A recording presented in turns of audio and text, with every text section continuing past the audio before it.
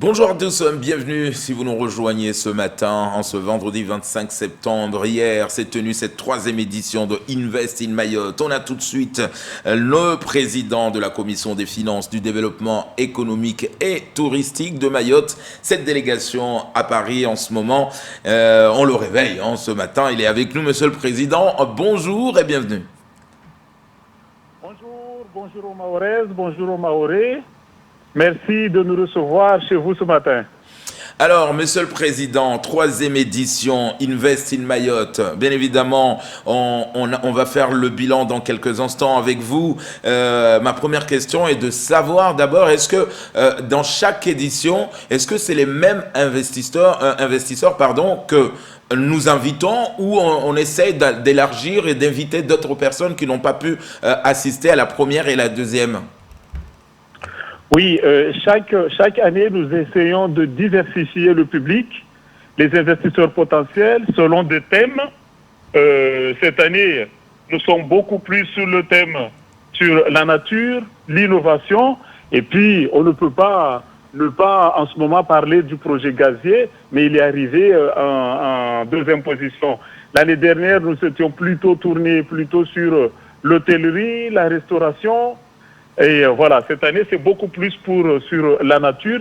C'est ainsi que nous avons donné beaucoup de temps, nous avons passé beaucoup de temps à parler de nos produits phares de la nature, notamment l'ilang, la vanille, comment exploiter ces produits-là, parce que nous croyons au potentiel notamment de l'ilang mahorais et de l'essence de l'ilang essentiellement. Donc nous diversifions le thème, nous diversifions le public chaque année pour viser d'autres publics et intéresser ce public-là à l'économie mahoraise. Alors, Benissa, on sait que cette fois, il y a 2 fois plus de décideurs de haut niveau qui sont venus hier, dont notamment Marie-Joseph Mallet ou d'autres, feuille de route assez bien construite. Mais comment une soirée comme celle-là contribue à la décision de ces gens importants d'investir à et pour Mayotte?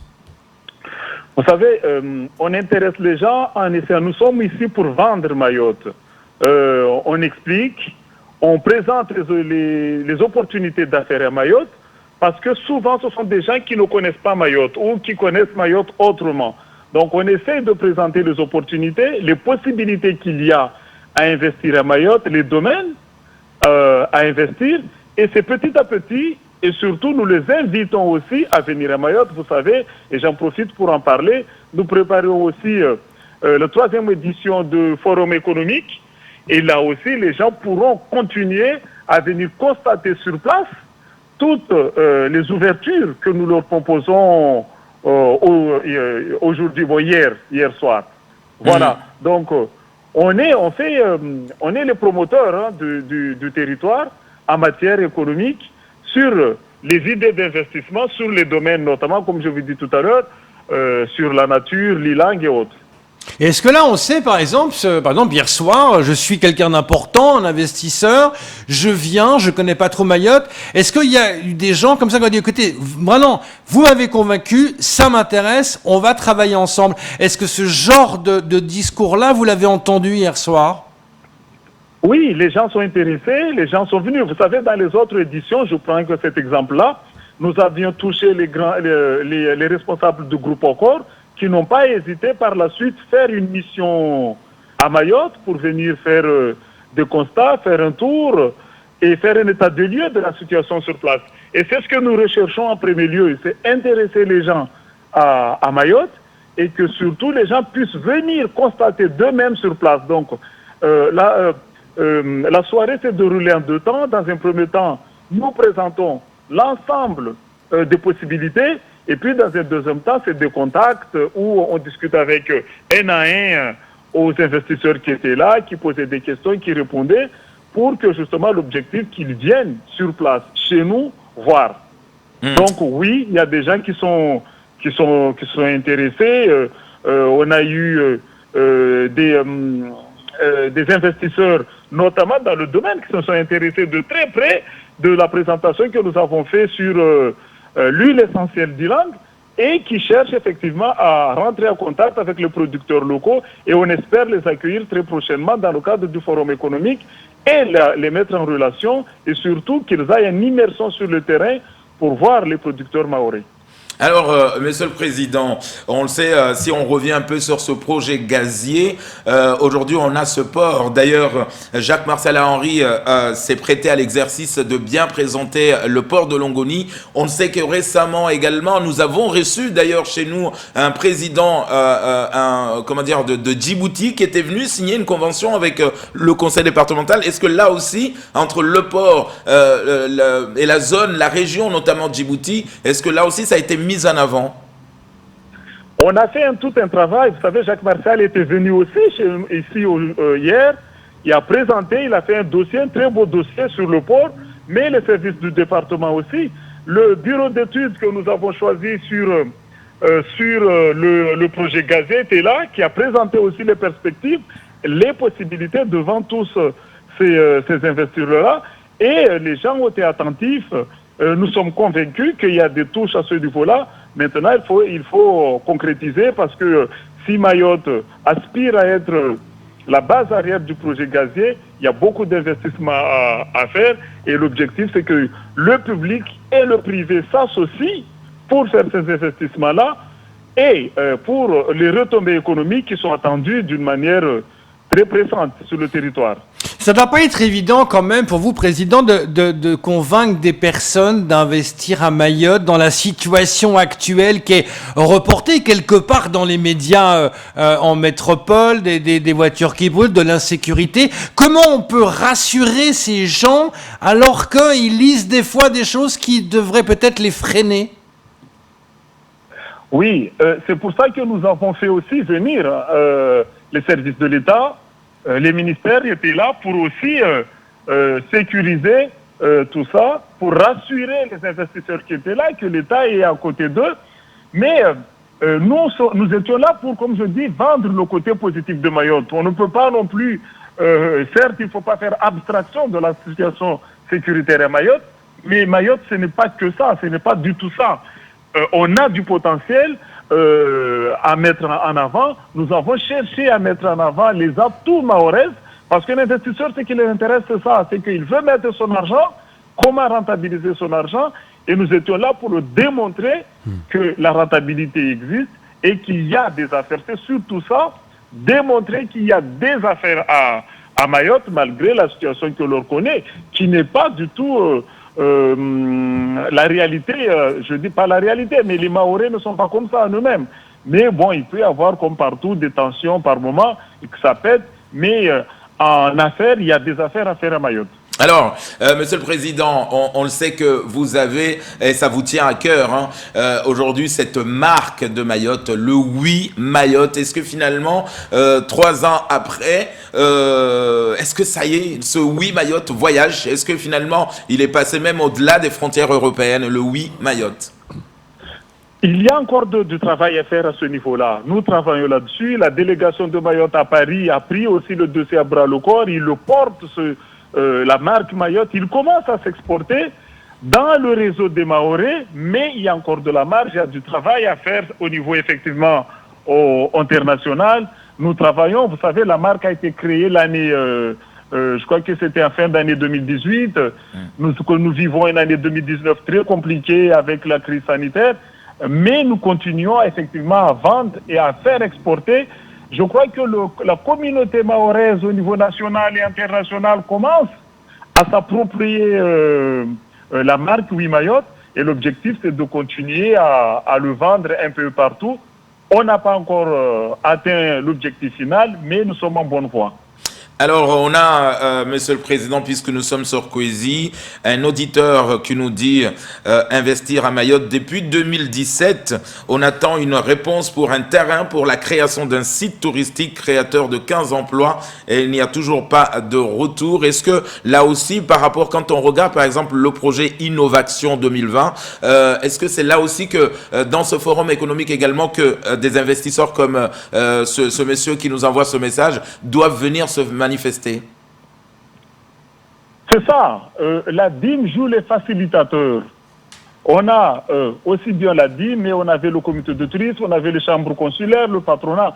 Nous jouons le facilitateur, la mise en relation entre les institutions, le privé. Donc cette personne-là a tout à fait sa place dans ce genre d'opération sur le forum économique et la DIM va se proposer de porter avec lui son dossier et essayer de débloquer cette situation de foncier, effectivement, qui peut faire défaut par moment, mais on peut aussi avoir des solutions puisque nous avons des ouvertures tant dans les administrations, les services de l'État que dans nos collectivités. Donc, oui, cette personne-là peut nous rejoindre et ensemble, on travaillera sur ce déblocage de la situation foncière du territoire, qui n'est pas forcément facile, mais il y a des opportunités. Est-ce que, Monsieur le Président, après cette soirée, est-ce qu'il y a déjà des rendez-vous qui ont été pris pour venir à Mayotte? Est-ce qu'il y a déjà eu du concret ou c'est encore dans des discussions? Sur le forum d'hier, il y a eu des contacts. Certaines personnes se sont engagées déjà à descendre à Mayotte pour le forum économique et continuer. Je crois qu'effectivement, un certain nombre seront à Mayotte pour un état des lieux concret, réel, de la situation à Mayotte.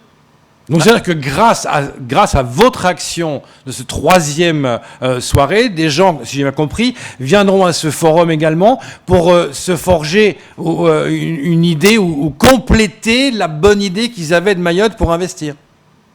Exactement, ils viendront et on est convaincu qu'ils viendront, on va les accueillir. On est dans une situation un peu difficile sanitairement, oui, mais on est convaincu qu'ils viendront, en tout cas ils nous ont rassurés. Ils vont venir, je parle bien des investisseurs qui vont descendre, découvrir les possibilités à Mayotte. Alors, Monsieur le Président, on le sait que, bien évidemment, vous avez parlé également des hydrocarbures. Est-ce qu'on pourrait imaginer, rêver, peut-être que demain, dans un avenir proche, on pourrait voir un concurrent qui pourrait venir concurrencer Total? C'est le travail que nous faisons depuis quelque temps. C'est d'attirer, ça fait partie des priorités, des domaines en tout cas que nous visons, c'est d'avoir, mais pas que sur le carburant, mais il y a quelques secteurs comme ça que nous travaillons, le carburant, l'aérien ou d'autres, vous savez, nous travaillons énormément pour essayer de faire rentrer d'autres opérateurs afin de casser effectivement ces prix que nous connaissons aujourd'hui. Mais il ne faut pas le dire trop fort pour ne pas aussi faire peur à ceux qui y sont. Mais pas du tout. Les Mahorais attendent cette concurrence en tout cas. Monsieur le Président, vous allez rentrer en ce moment même. Il y a les appels à projets. Est-ce que c'est des appels à projets qu'on a pu présenter également dans cette soirée ou les appels à projets finalement restent plutôt locaux? Non, certes, nous mettons en avant des projets locaux, mais on ne se limite pas à ça. On souhaite que Mayotte, justement, soit une terre d'innovation. Des personnes qui appellent, qui ont des appels à projets, mais sur des projets qui peuvent être développés à Mayotte, nous sommes preneurs. Bien sûr, on ne va pas demander à quelqu'un de postuler, sachant que ce projet va être développé à l'autre bout du monde. Non, nous cherchons des gens qui ont des projets innovants, qui puissent être développés, même s'ils travaillent à Paris, mais qui par la suite puissent être développés sur le territoire mahorais, parce que l'objectif, bien sûr, c'est la création de l'emploi, c'est la dynamique économique du département de Mayotte. Donc des projets qui peuvent être mis en place à Mayotte, exploités à Mayotte. Au vu du succès, visiblement, de ces soirées Invest in Mayotte, pourquoi pas en faire plus qu'une seule par année, en fait? Parce que plus il y en aurait, plus ça pourrait pousser les gens à investir, non? Oui, mais pas forcément à Paris. En fait, on avait déjà travaillé à faire aussi ça dans d'autres territoires, parce que justement, les échanges que nous avons eus avec Business France, par exemple, nous conseillaient de travailler aussi des pays tels que l'Inde, où il y a un fort potentiel d'investisseurs, mais malheureusement, la crise sanitaire est passée par là. Oui. Nous, on avait programmé une visite, des premières visites avec, bien sûr, Business France en Inde, c'était prévu début d'année 2020, mais on n'a pas pu le réaliser. On préparait aussi avec l'île Maurice, qui commence aussi à sortir son lot d'investisseurs potentiels, mais avec cette année, avec la crise sanitaire, beaucoup d'opérations qui étaient prévues ont été mises. Par contre, au niveau national, nous restons d'abord sur le travail à Paris et voir aussi ce qui peut se faire aux alentours de nous. Voilà. Alors pour finir, Monsieur le Président, parlons un peu de l'aérien. Vous avez bien évidemment entendu la nouvelle, le retour de Corsair à Mayotte. Hier, il y avait la présence de Marie-Joseph Mallet. Est-ce que là aussi, ça a été abordé, l'aérien, de dire quand même à certaines compagnies que nous sommes ouverts, même si pour l'instant on n'a pas cette piste longue, mais qu'on pourrait avoir peut-être une deuxième, une troisième compagnie à Mayotte? Oui, l'aérien était au centre de nos discussions hier. Vous savez, dans un premier temps, on attendait le résultat des études qui a été faites par les CCI sur l'aérien. L'étude commence à sortir. Donc, nous travaillons. L'arrivée de Corsair est une bonne nouvelle pour le désenclavement à Mayotte, pour la baisse des prix aussi, parce que ce que nous recherchons, c'est ça. C'est d'abord créer de l'activité, baisser les prix pour permettre aux Mahorais de voyager plus, mais nous travaillons aussi d'autres pistes, d'autres opérateurs. Le département va aussi se positionner très prochainement, mais je ne peux pas encore vous dire quelle sera la décision finale. Peut-être par des prises d'action sur tel ou tel projet aérien Mayotte, mais il y aura des décisions fortes qui seront prises par le département d'ici la fin de l'année sur l'aérien à Mayotte. Président, dernière question. Est-ce qu'on peut sentir maintenant qu'il y a un vrai dynamisme de l'investissement pour Mayotte? En tout cas, ça vient. On le sent, ça arrive.